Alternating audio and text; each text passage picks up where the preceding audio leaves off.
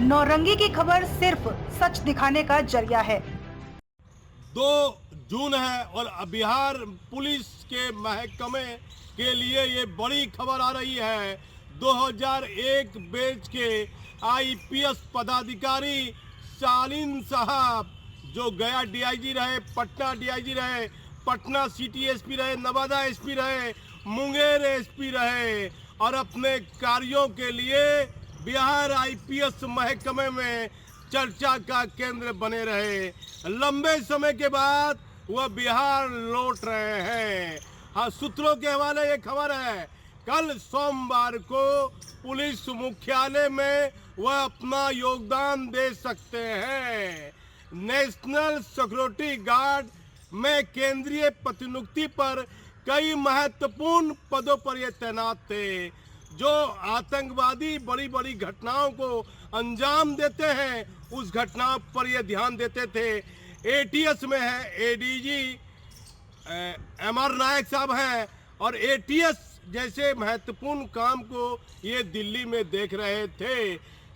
National security guard में इनकी तैनाती थी, केंद्रीय प्रतिनियुक्ति में, और कई महत्वपूर्ण कार्य इनके द्वारा किए गए। कई महत्वपूर्ण चर्चा इन पर चलती है शालीन साहब पर, लेकिन आप हमारे चैनल पर बने रहिए।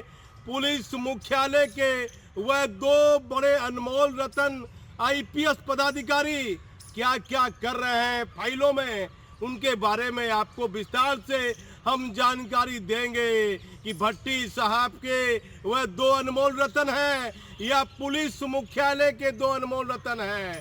चुनाव के दौरान जो काम एडीजी हेडक्वार्टर को करना था, जितेंद्र सिंह गंगवार साहब को फोर्स की तैनाती, वह काम आईजी राकेश राठी साहब 2002 बैच के हैं। वह बार बार आईजी साहब डीजीपी साहब से वार्तालाप करने के बाद फोर्स पुलिस बल की तैनाती कर रहे थे। पुलिस बल की तैनाती करनी थी एडीजी हेडक्वार्टर को।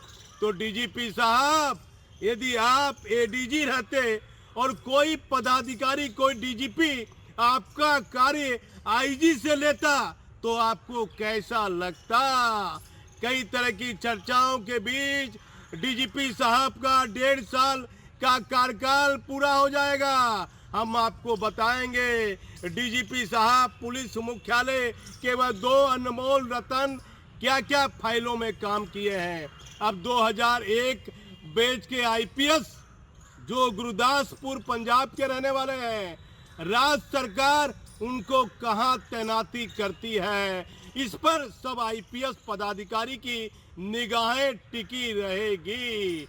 मुंगेर एसपी रहते हुए ऋषि कुंड में नक्सलियों ने एक बड़ी घटना को अंजाम दे दिया था। जब ये मुंगेर में एसपी थे तो ऋषि कुंड में नक्सलियों ने 5 व्यक्ति को नरसंहार कर दिया था।